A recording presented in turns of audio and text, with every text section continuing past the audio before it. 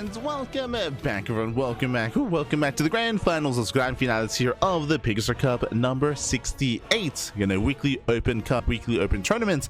We just wrapped up with MaxPax versus herO, and now we're jumping into MaxPax versus herO. We have the grand finals here, best of 5 PvP, and I'm curious to see how our players will adjust here. These two have a bit of history, and PvP especially has been a bit of a hurdle here for MaxPax to climb.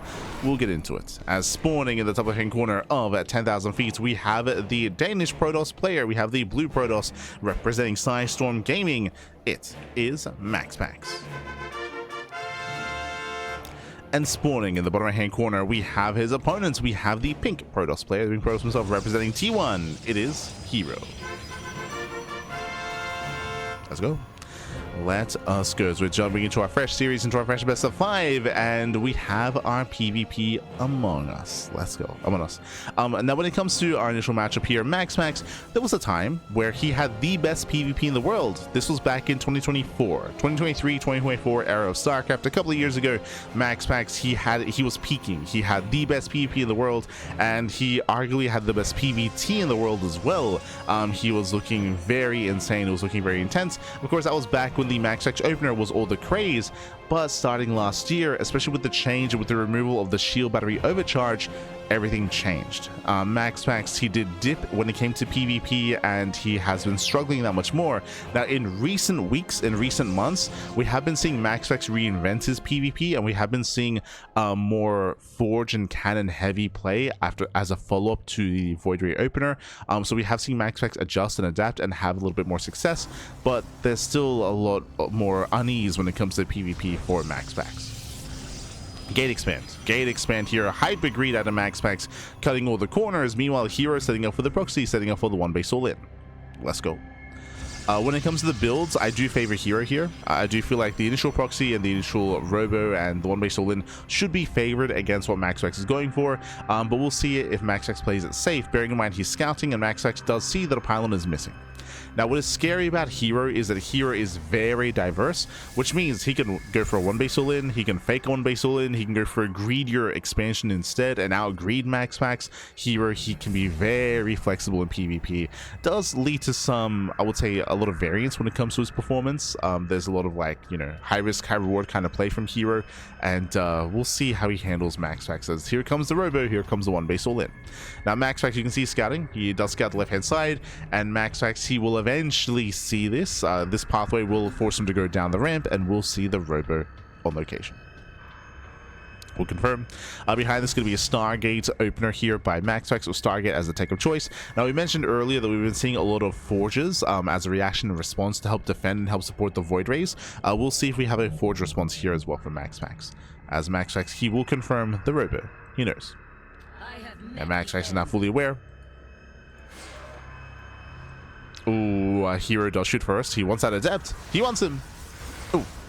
MaxPax does shade away. Shades away across the map. Behind this, we do have our initial Stargate finishing.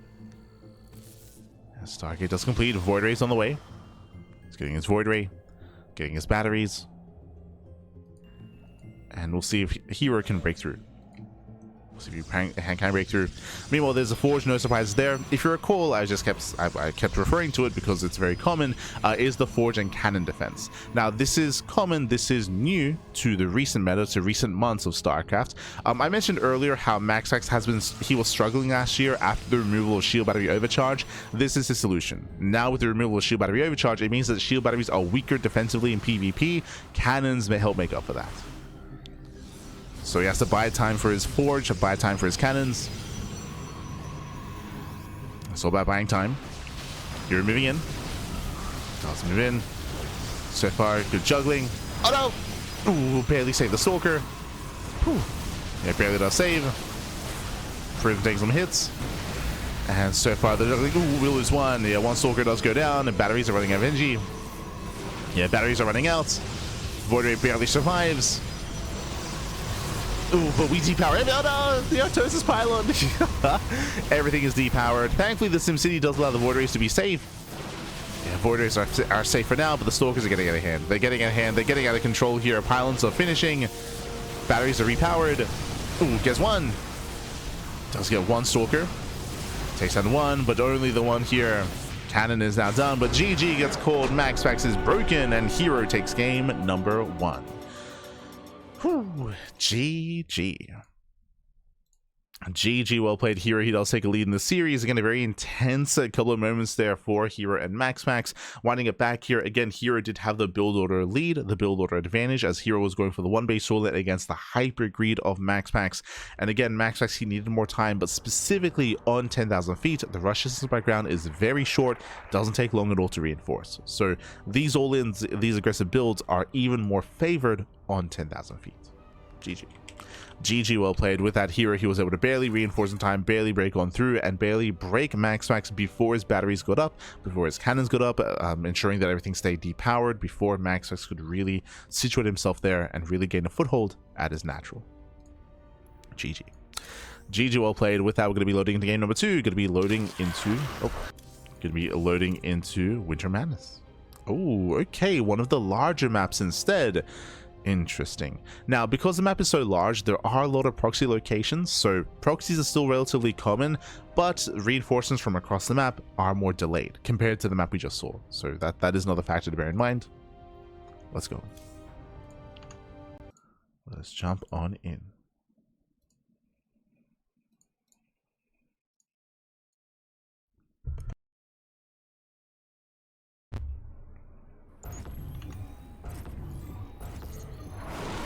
And spawning in the bottom right hand corner of Winter Madness, we have the Danish Protoss player. We have the blue Protoss representing Sidestorm Gaming down in the series. We'll see if he can bounce back and make a series out of this. It is MaxPax. And spawning in the top left hand corner, we have his opponents. We have the pink Protoss player. We have the South Green Protoss representing G1. It is herO.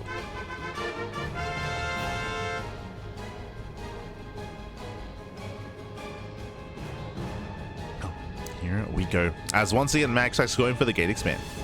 So he's got that low ground setup. Now we might see MaxPax adjust here and go for additional gases first and go for like a cyber core before Nexus. But otherwise it should be the same build. 2 games in a row should be gate expand. Now, what we just mentioned here, there are a lot of proxy locations. There are a lot of possibilities here to set up across the map. Eyes are on herO.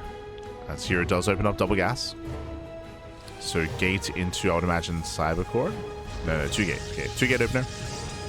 2 gate opener out of herO. Eyes are on this probe. Does it go for a real or fake proxy? Based on its location, it's quite far away, actually. Yeah, it looks like a fake out. Oof, herO, he's gambling. So, okay, so here's the gamble. So herO's going for a fake proxy, a fake all-in.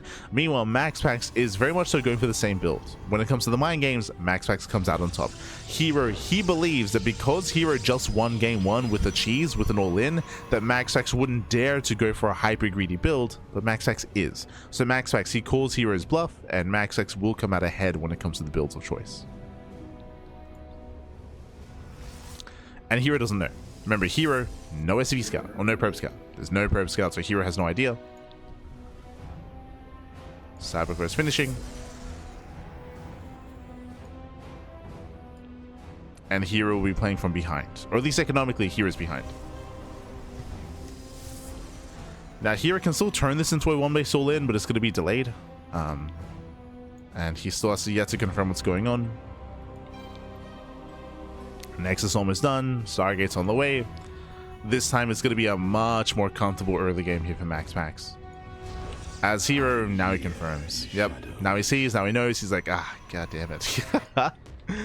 MaxPax, he finds the probe as well, ensuring that herO does not proxy. Twilight Council first out of herO. Ooh.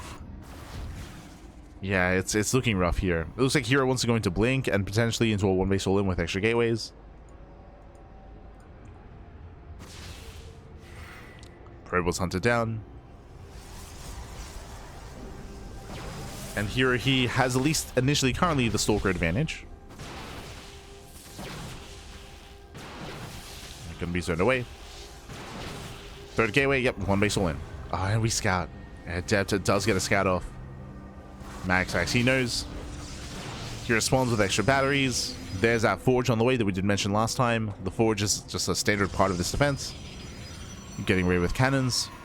And again, this time MaxPax should be able to freely build up into this. I say that sword count is getting high. Oh no! Hero's getting low. That one stalker. Battery is going to go down. Takes down the battery, but the Void Ray does arrive. And the Void Ray has arrived. herO getting his own proxy pylon to reinforce across the map. Again, it's going to be 3-gate blink. But the problem here with this build from herO is that it's hitting so much later, which means, unlike last time, all this side defense is going to finish. The cannons, the batteries. There's going to be a second Void Ray already. Now, I will say that a sentry's morphing in. What does that mean? It means we can force field, true. We can also get high ground vision and blink into the main. So herO, he can try to bypass this position and dive into the main base instead. Just has to keep that sentry alive. Yep, sentry pulls back. Waiting for that hallucination. You can see just so much committed here into this side defense. So many resources. And again, herO's best chance is to just go straight into the main. Just go straight into the main base. Blink is still not yet done.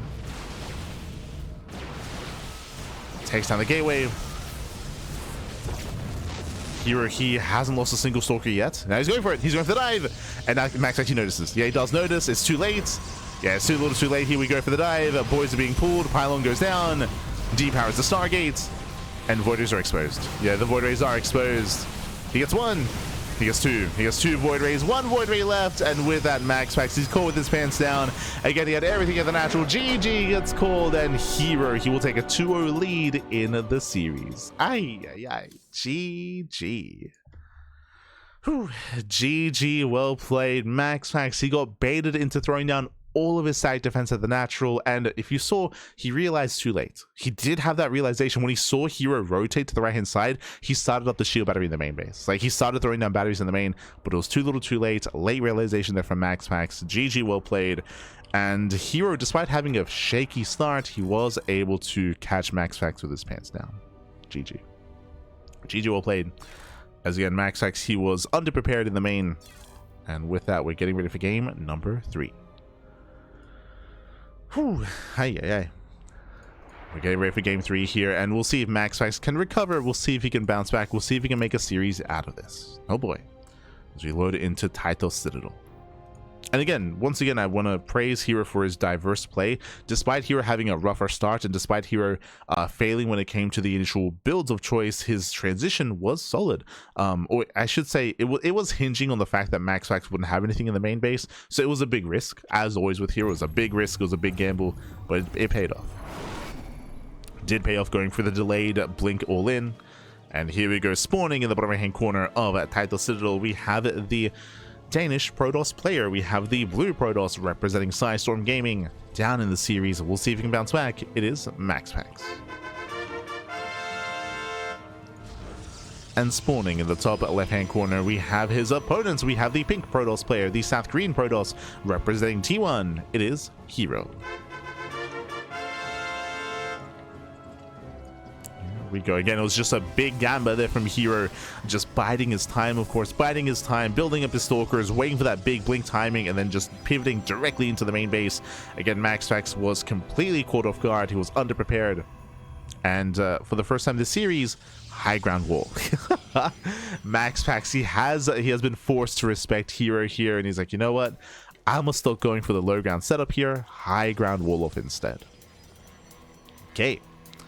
We'll see if MaxPax can make a series out of this.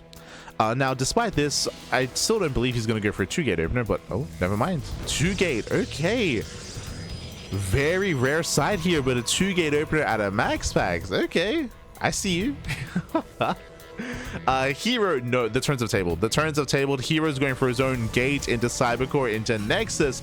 Hyper greed out of herO, and this time it's going to be MaxPax's turn to 1-base all in. Wow. The turns have tabled, pappy. Can herO do his best MaxPax impression? Can MaxPax do his best herO impression? Let's go. Yep, here comes a proxy. This should be for a robo, but technically this could be a location for a proxy Stargate. It should be a robo though to commit to the 1-base all in. Let's go.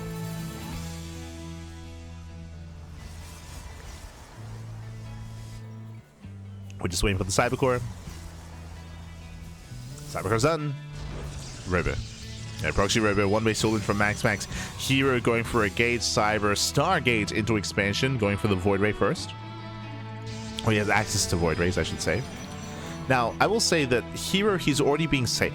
Remember, herO went Stargate before Nexus.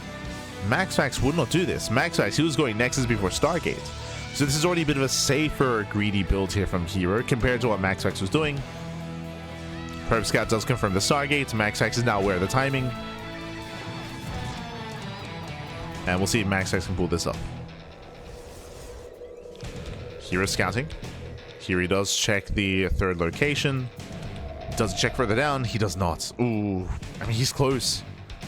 He's close, but he does check the center of the map instead. Looking for the proxy. Doesn't find him. Yeah, does not find MaxPax.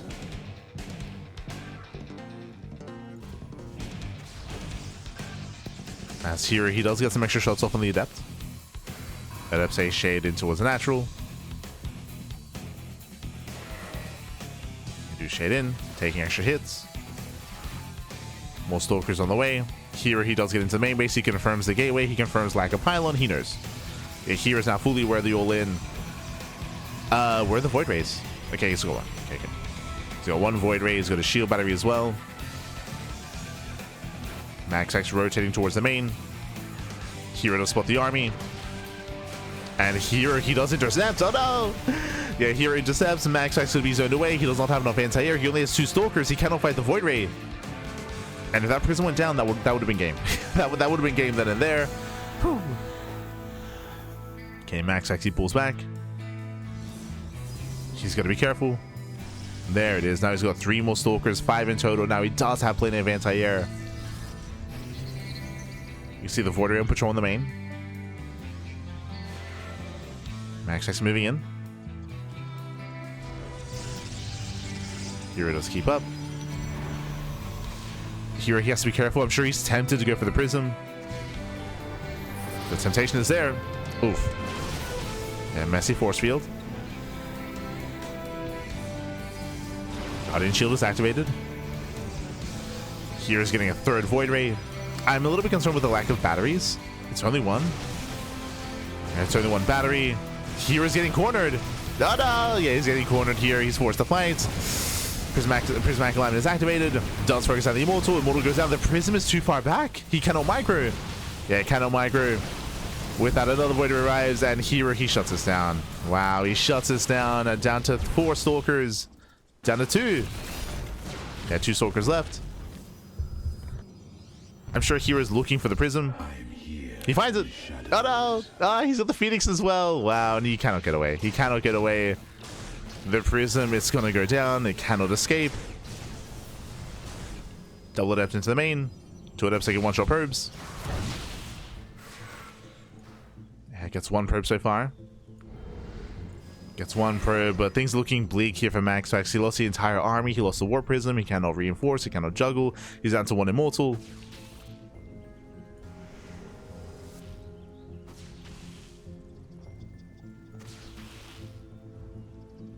And Max actually can't even engage. Like, the Phoenix is coming to lift. He's coming. He wants the Immortal. He gets it. Oh, God. The Immortal's going to be focused down. Phoenix does pull away. Yeah, the Void Ray tanks. Immortal falls. And with that, herO snowballs out of control. Cleans up the army. A little bit messy towards the end. Yeah, a little bit messy. But in the end, herO, he will break through. Chasing MaxPax all the way back home. You just chase him back. You have MaxPax going for the backstab. herO does not give chase. He turns back around. Okay. herO turns back around. And remember, the longer this goes on, the better it is for herO. herO has a he has a base. herO, he has natural. MaxPax does not. So herO is just getting further ahead. Further ahead. I still would feel more... Okay, we're good. I was going to say I still would feel more comfortable seeing a 2nd shield battery. We do have a 2nd battery and a 2nd pylon. And even a battery in the main base just in case. So here he's very secure. This is a little bit risky going across the map with the initial Oracle and with 2 Adepts as well. But he's just gonna force it. Yeah, he's gonna force you all in. Herbs are being one-shots. It's all or nothing for MaxPax. MaxPax, he commits, and he has that immortal. The boys are being pulled. MaxPax, he can still pull this off. Yeah, he can still pull the boys. The boys are stuck behind the army. A lot of Stalkers are going down, and here he didn't make a Void Ray. Yeah, he did not make a Void Ray here. Messy defense out of herO. It did not have to be this messy. Laser trap going up. And herO again, he's getting a Phoenix. There's the energy overcharge. Yeah, herO, he was so greedy here in his response. MaxPax, he can still do this.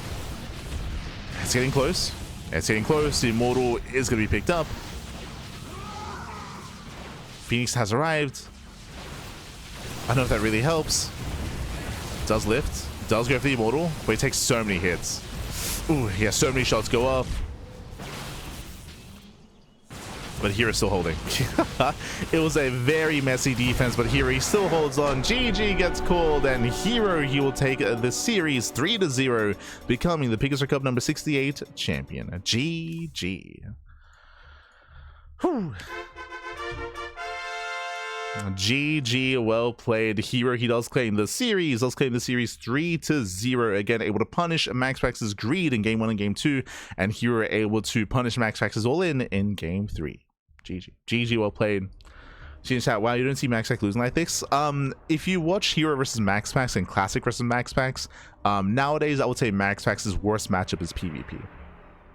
Over the past year, as I tried to allude to previously, but specifically in PvP, ever since the change last year at the beginning of last year, when the shield battery overcharge was removed, MaxPax's PvP has been in decline. The reason for this, just to give a brief explanation, and I feel like you saw it in full display in game 2. I feel like game 2 was maybe the best example of it. But the way the PvP changed was that with the removal of shield battery overcharge, it means that you need more batteries to accomplish the same thing as previously, right? So you have to commit harder to stack defense. That's why we mentioned in game 1 and game 2 that the MaxPax's answer to that is cannons. But it means that you have to commit even harder. One, that means that if you get mind gamed, you're punished more, and that does happen, where herO fakes an all-in and then goes for greed, and then MaxPax is stuck with like excess of batteries and cannons, and then he falls behind. Or you have to commit even harder to your stack defense, and if you get out of position, then what's left in your other base, right? Which we saw in game 2, where MaxPax, he threw down all these cannons and shield batteries at the natural, but his main was exposed, right? So like because of the change, and because you have to commit harder to stack defense, like it does mean that you're more invested, and you can be punished for that a little bit harder as well. And that's where MaxPax has been struggling in PvP that much more. But GG well played. Despite that, I will say that MaxPax, he has been working on his PvP actively, of course, and he has been looking for solutions when it comes to specifically his greedy style of going for the faster expansion. But GG well played. Again, herO can be a very difficult player to keep up with. He can be a very flexible player himself, and herO does claim a 3-0. GG well played. herO. But the PvP did change dramatically last year after the change to the shield battery and the introduction of the energy overcharge. But GG well played with that. Congratulations, herO. He does claim the series. He does claim the series is going to be our champion. Shout out to MaxPax, because despite going down to herO, MaxPax, he excelled against Cure. And MaxPax, he does straight up have some of the best PvT in the world. It's up there. It's up there alongside herO, alongside MaxPax, alongside Classic. They each have their strengths and weaknesses. I would say that Classic has like the best late game PvT. I would say that herO, he has the most like flexible and aggressive and unorthodox PvT, and then MaxPax is just like solid all around. So they each kind of like have their own specialities. And MaxPax, he has been excelling in PvT quite a bit as of late, and did look very solid against Cure. Very solid. GG well played. And with that, we are going to be wrapping up here for the morning. I hope you guys enjoyed yourselves. A bit of a shorter broadcast today, just because we only had limited replays. Like, we did not have the upper semis replays or the quarterfinal replays, so we had very limited replays available here tonight. So does lead to a shorter broadcast, but we still have more StarCraft ahead of us here. As you can see, exclamation mark schedule in the chat. We just wrapped up with our Tuesday morning broadcast. Tonight we're going to be live with Kung Fu Cup. We have Kung Fu Cup tonight, and we have PiGosaur Cup on Wednesday. Now usually Kung Fu Cups are on Wednesdays. They're on Tuesday this week. Why? Because of RSL. Rival StarCraft League is going to be beginning this week, and it's going to be beginning Wednesday evening. You can see the empty slots. You can see that empty slot on Wednesday over there. That's empty because of RSL. So Rival StarCraft League does begin this Wednesday. We also have GSL as well. Sorry, my apologies. I got it mixed up.